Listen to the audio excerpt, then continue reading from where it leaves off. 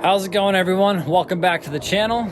I've been out for about a week again, so we just got back and the RZR has developed a bit of a problem. Let me show you. As you can tell, it is way too clean. So it is time to go up into the mountains. We're gonna do a bit of a review of it. I've driven it about 100 miles now. So we're gonna go take it out, see what I think about it. It's pretty much fully broken in. There's not really a break-in time for it. They just tell you to drive it how you're gonna drive it. So yeah, anyways, as you can tell, I got the license plate in from the dealership, so fully street legal. I just need to get it insured to be able to actually drive it on the roads. But anyways, yeah, let's hop in. We're gonna go up to the mountains. It's super clean right now. I'm really liking this product review type idea. So I think next we are going to review my GTI, which is in the garage right now, but for the next video we'll review that. We're also going to review a product called SC1. That's a kind of a new product out on the market. It's been out for a little while now, but it's super cool actually. I coated the entire RZR in it. I ceramic coated the RZR when I bought it, but I kind of coated the plastics with this SC1 product, and I'll show you right now a little bit. As you can tell, it's just super nice and black in there. It coats the trim really well. You spray it everywhere. I kind of did a bad job wiping it right there, but no big deal. It's actually really interesting when you're spraying it on black plastic and black trim. It literally looks like you're spraying black spray paint. It's incredible. It coats it really well and it looks great, as you can tell by that shine. But anyways, that's for our next video. Let's get the helmet on and let's get going up into the mountains. I'm gonna quick start up for you guys as well.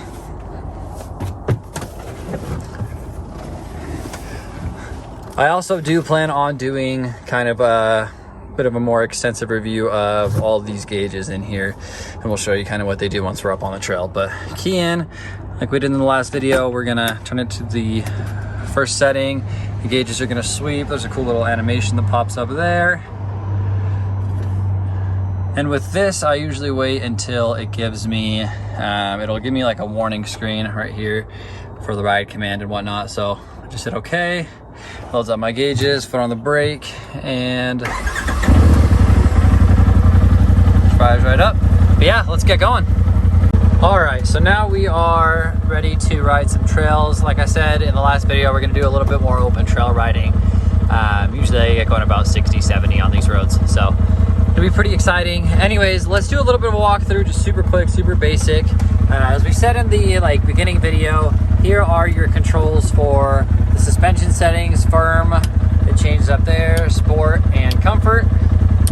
I usually leave it in sport or comfort. I don't really do firm unless I'm jumping, which I never do. Headlights, this is just for your fang lights. This is your regular headlights, and then your high beams. And then your four-wheel drive toggle switches right here. Here we have a 7-button ride command.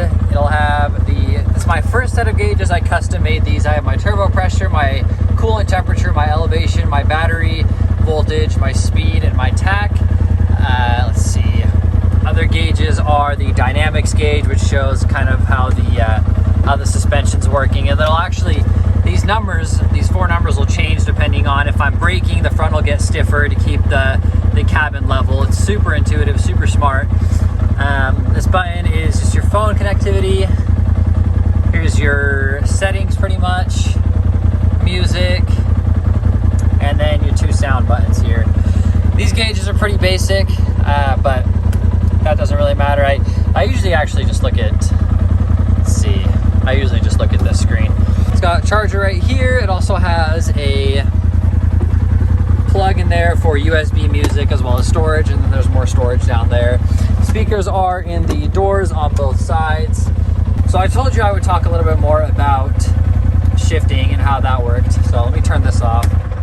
Keep it from screaming. Anyway, so I told you guys I'd talk about shifting and the way that worked. So when we are in, it has a park, which is obviously park. It's super weird to me because other side-by-sides will actually have like a parking lever or like an e-brake, but this just has park and it stays there. You don't want to park on a super gnarly uphill or downhill. If you go down one, you go into reverse, and then into neutral from there, and then low and high. So now I know we talked about in the Honda how low is only used for climbing hills and super slow speed stuff. Low in this is actually made for anything below 25 to 30 miles an hour. You want to be in low, or else you're going to overheat your belt and eventually burn it up and your belt will break. And then high gear is for anything above 30 miles an hour, so 30 to the top speed, which is like 85, 90. So that's how that works. Like I said, it's a little bit different. I'm gonna go set up the camera up there and we'll get a little bit of a, I don't want to say launch because I'm still breaking in the belt, but we'll get a little bit of an acceleration video and a flyby. So we'll be right back with that.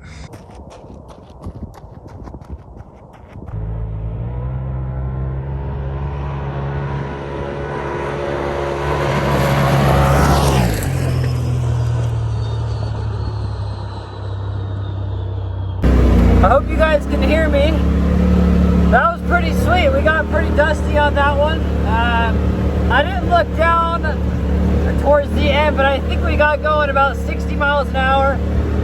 We're gonna go do another clip right now up the mountain. I'm just gonna hold the phone while we ride. And yeah, you guys get to see that. So we got the RZR in high gear and in 4-wheel drive as well. So let's get going and see what we do here.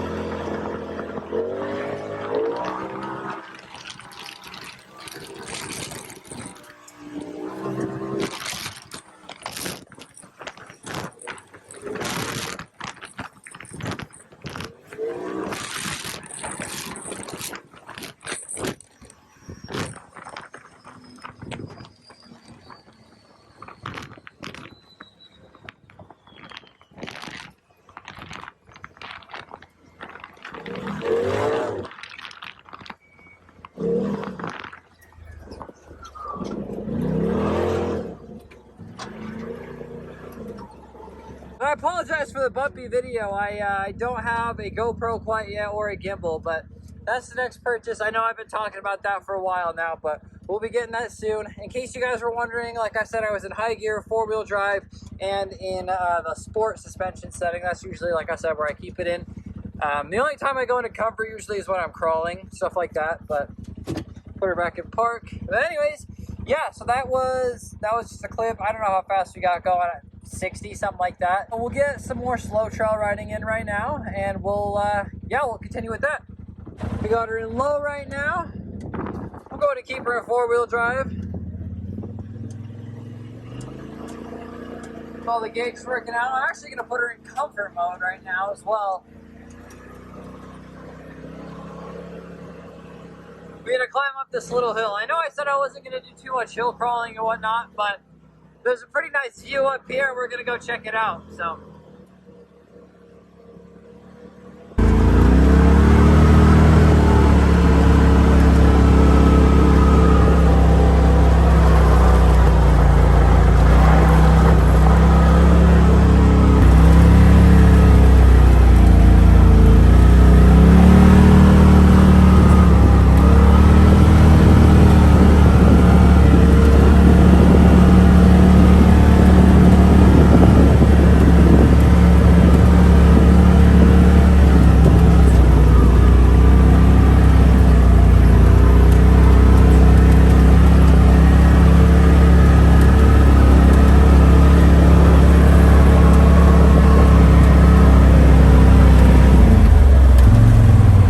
Get her in high right now. One down.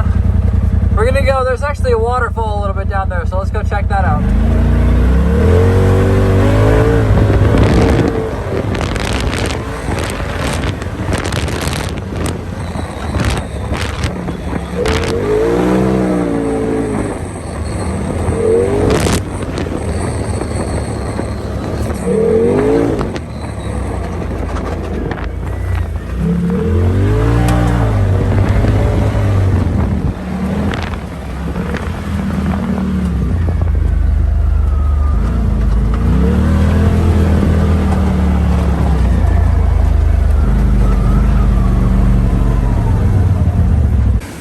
Taking a little bit of a walk right now. This is the top of a waterfall that we're at. I'll show you guys the view here in a second. You can hike down to the bottom of it. There's a little hike. There's the trail for that hike. Here is the view for the waterfall. It starts right here. The main part is just right down there. Super pretty out here. I always come up here. Super nice view. Just thought I'd show you guys this. It's super pretty. If any of you guguys live around Farmington or Centerville, you're more than welcome to come up here and take a look at this hike. This hike is in Centerville. It starts up. There's a private road that goes to that house, but the hike is just right down there, and it's gorgeous. I'm so jealous of these people that live there. They get to look at this all day long. Well, let's get back to the review of the RZR. We're gonna go ahead and ride it home, and we'll wrap this whole thing up. We're back at the house now. This thing performs incredibly. I am absolutely in love with this RZR. Like I said in the last video, yeah, the Honda is a lot more convenient to take out. This feels more of like an occasion, having to get it ready, get a helmet on, get all that stuff together, and then get going out. But when you do, it is unbelievably fun. These tires are fantastic. Everything grips up so well. When we put it in comfort mode, when we were climbing that hill to get to the waterfall, it was super comfy. You don't feel any bumps. It's fantastic. It's super smooth. Such a nice ride. I don't even know what else to say. That suspension, these Fox live valve shocks, and these springs are just incredible. Yeah, I'm gonna go park it in the backyard, but I'm gonna show you guys a tip when I do. It actually it helps a lot with keeping these tender springs. I'll show you guys. You can see these small springs up top, and in the back it's got even bigger ones, and you can see how they're kind of compressed. I'll show you guys a trick that kind of actually stretches them out, and it keeps them from collapsing on you.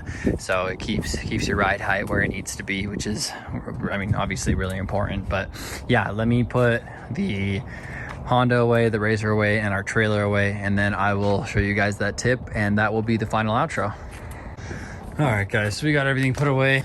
We got the trailer here, we got the Honda, and then the RZR in the back. The reason the trailer's up front is because we've got a friend that's gonna borrow our trailer, so might as well make it convenient for him. Here's a little trick that I learned to keep these tender springs in check. I actually just did it, so they are fully, stretched out right now, but I figured I'd show you guys. I completely forgot to film it, but I'll still show you guys. But on a side note, check that out.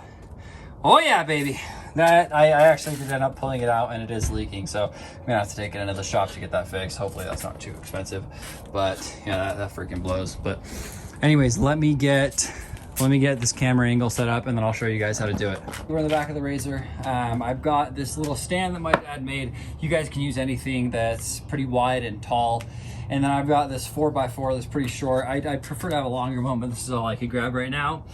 I put this kind of close to the rear diff and the underplating here. I put the stick on right under the differential. There is metal plating there, so you'll be all right with that. Put that there. I try to get this as close as I can to it, and then I just stand on here. You can tell it raises the RZR a little bit, and yeah, that'll help preserve your tender springs. So that's really good for your machine, guys. And yeah, I do that to the front as well. So that's a really good trick to use. Excuse my helmet hair. That's a really good trick to use if you want to preserve your ride height and not spend $1,000 getting new springs. So these springs are okay from factory. I wouldn't say they're the best over like super quick whoops and whatnot. I know Shock Therapy makes really nice springs, and maybe in the future I'll get some of those. So that is going to be the end of this video. Guys, I do appreciate the view. If you guys want to be so kind to leave a like or subscribe, that would be really appreciated. That motivates me to make new videos. The next video will probably either be a review of SC1 or a review of the GTI. But yeah, we'll see you guys on the next one. Thanks for watching.